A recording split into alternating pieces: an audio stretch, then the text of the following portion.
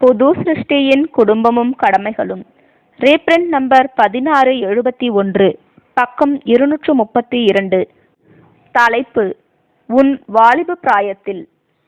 ஆதார வசனம்: பிரசங்கி 12ஆம் அதிகாரம் 1ஆம் வசனம்.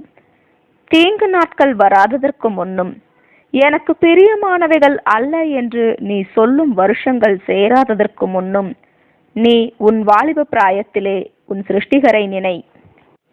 கர்த்தருடைய பிள்ளைகளில் யாரெல்லாம் தங்கள் இருதயங்களை அவரிடம் சிறு பிராயத்திலேயே கொடுத்து தங்கள் வழிகளை அவரது வழிநடத்துதலுக்கு ஒப்படைத்தார்களோ, அவர்கள் அனைவருமே தாங்கள் சரியான பாதையில் சிறு பிராயம் முதல் பிரயாணித்ததன் வாயிலாக கிடைக்கப்பெற்ற எண்ணற்ற ஆசீர்வாதங்களுக்கு சாட்சி பகர முடிகிறவர்களாய் இருப்பார்கள்.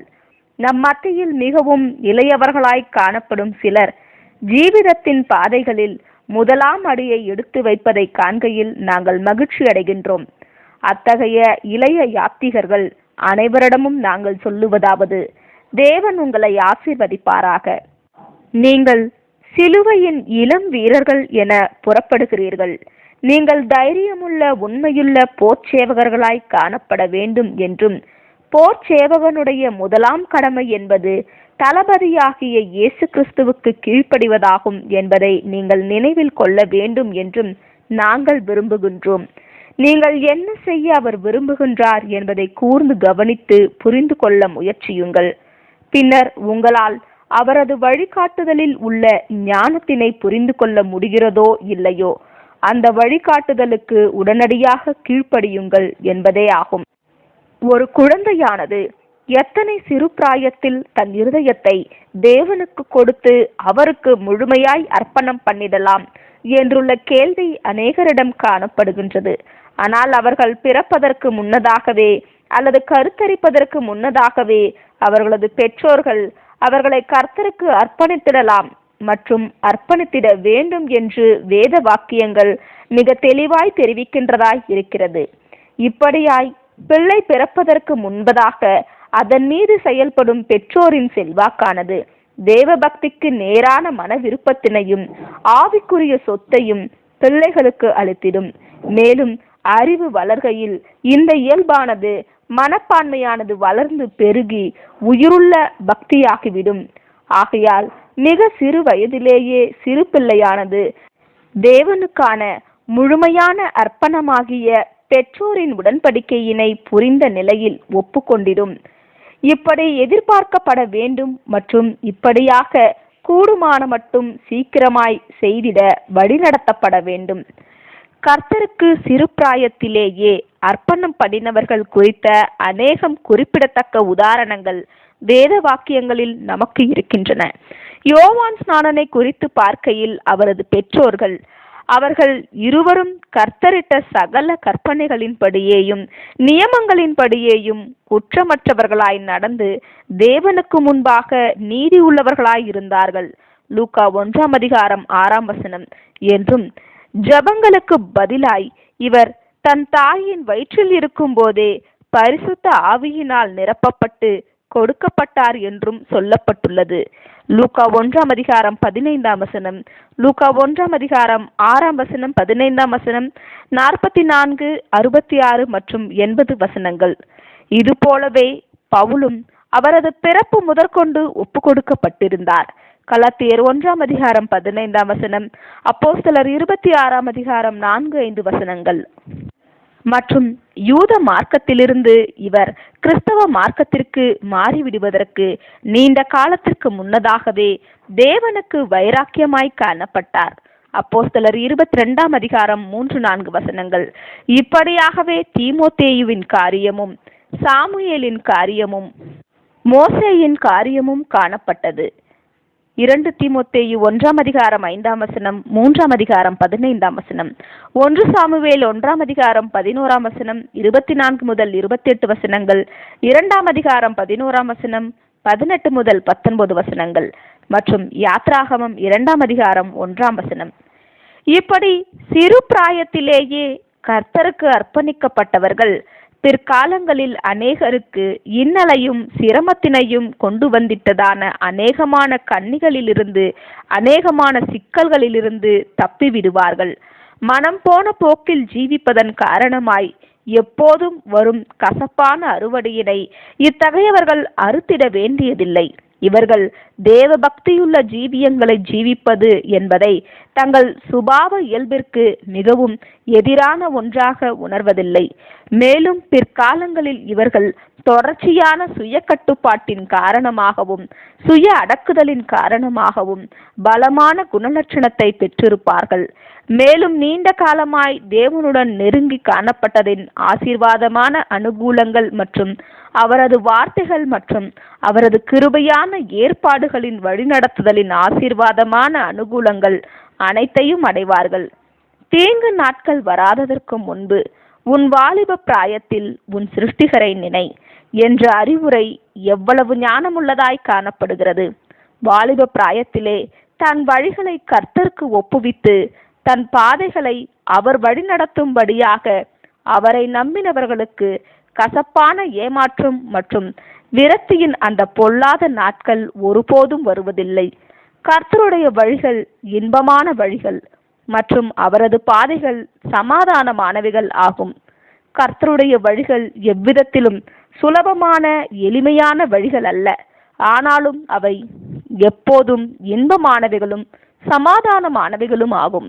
ஏனெனில் நான் உன்னை விட்டு விலகுவதும் இல்லை, உன்னை கைவிடுவதும் இல்லை என்று சொன்னவர் ஆறுதல் படுத்துவதற்கும் ஆசீர்வதிப்பதற்கும் எப்போதும் கூடவே காணப்படுகின்றார். எபிரேயர் 13:5. அவரை அன்பு கூறுகிறவர்களுக்கு, அவரது நோக்கத்தின்படி அழைக்கப்பட்டவர்களுமானவர்களுக்கு சகலத்தையும் நன்மைக்கு ஏதுவாய் செய்ய பண்ணிடுவதற்கு எப்போதும் கூடவே காணப்படுகின்றார். அர்ப்பணம் பண்ணியுள்ளவர்களாக காணப்பட்டு தங்கள் பராமரிப்பின் கீழ் குழந்தைகளையும் வாலிபர்களையும் பெற்றிருப்பவர்கள் தங்கள் சொந்த அர்ப்பணிக்கப்பட்ட ஜீவியங்களின் செல்வாக்குகள் பிள்ளைகளை சுற்றி காணப்பட செய்வதன் மூலம் தாங்கள் அறிந்திருக்கும் சத்தியத்தினாலும் தங்கள் அனுபவங்களினாலும் கணிப்பினாலும் கொடுக்க முடிகிற அத்தகைய அறிவுரைகளை கொடுப்பதன் மூலம் அவர்களது நடத்தையை வணைந்திடும் விஷயத்திலும் அவர்களை கிறிஸ்துவுக்கு நேராய் வழிநடத்திடும் விஷயத்திலும் அதிகம் செய்ய வேண்டியவர்களாய் இருக்கின்றனர். இத்தகைய பிரயாசங்களானது சரியாய் செய்யப்பட்டால் இது வாலிபர்களில் வீணாய் போய்விடுவதில்லை.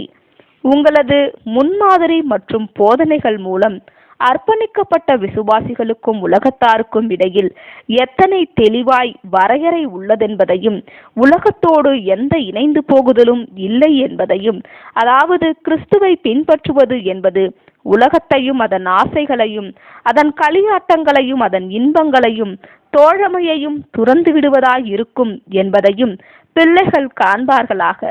உலக பிரகாரமான இன்பங்களில் ஒன்றுமே இல்லை என்பதை அவர்கள் காண்பார்களாக. மேலும் மாய்மாலங்களை நாடி தேடி செல்கிறவர்கள் அடையும் அதிருப்தி மற்றும் அமைதியின்மை குறித்தும், கிறிஸ்துவை பின்பற்றும்படிக்கு உலகை விட்டு வந்தவர்களின் சந்தோஷமும் சமாதானமும் குறித்தும் பிள்ளைகளுடைய கவனத்திற்கு கொண்டு வருவதற்கு வாய்ப்புகளை பயன்படுத்திக் கொள்ளுங்கள். கர்த்தர் நம்மை எப்படி கிருபையாய் வழிநடத்தினார் என்பது குறித்தும், நம் ஜீவியத்தினுடைய பல்வேறு திருப்பு முனைகளில் எங்கெல்லாம் நல்ல மேய்ப்பனுடைய அன்பான கோலானது தவறான பாதைகளில் அலைந்து திரிவதிலிருந்து நம்மை காத்து கொண்டது என்பது குறித்தும், ஒரு காலத்தில் எப்படி நாம் இப்படி அலைந்து திரிந்து கொண்டிருந்த போது அவரது இரக்கமானது பரிவோடு நம்மை தேடி வந்து நம்மை திரும்பவும் மந்தைக்குள் கூட்டிக் கொண்டு வந்தது என்பது குறித்தும், எப்படி அவர் நம்மை தீமையினின்று பாதுகாத்தார், எப்படி துன்பத்தில் நம்மை ஆறுதல் படுத்தினார், அவரது ரட்சிப்பின் சந்தோஷங்களினால் தாகம் கொண்ட நம் ஆத்துமாக்களை திருப்திப்படுத்தினார், அவரோடு கூட நம்மை பரலோக ஸ்தலங்களில் உட்கார பண்ணினார் என்பது குறித்தும் மற்றவர்களிடம் கூறிடுவதும் உதவிகரமாக இருக்கும். இந்த உலகத்தின் அற்பத்தனமான காரியங்களினால் மனமானது கவரப்படுவதற்கு முன்னதாக அது எளிமையாக ஞானமுள்ள அன்புள்ள இருதயங்களினால் வழிநடத்தப்பட முடியும். மேலும் சில வருடங்களுக்கு பின்னர் ஆண்டவருக்கு துதி உண்டாகும் அளவுக்கு ஐஸ்வர்யமான அறுவடையை கொண்டு வந்திடும். இத்தகைய விலையேற பெற்ற வாய்ப்புகளானது யாராலும் தொலைத்து போடப்படக்கூடாது.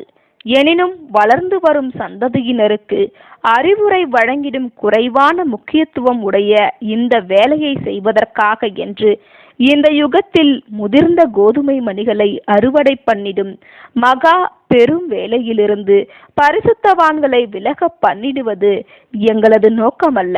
மாறாக அநேகரால் கவனிக்கப்பட தவறும் வழியோர ஸ்லாக்கியங்களை சுட்டி காட்டுவதே எங்கள் நோக்கமாகும். அநேகம் அர்ப்பணிக்கப்பட்ட பெற்றோர்கள் இந்த ஸ்லாக்கியங்களை தினந்தோறும் பெற்றுக்கொண்டவர்களாய் இருக்கின்றனர்.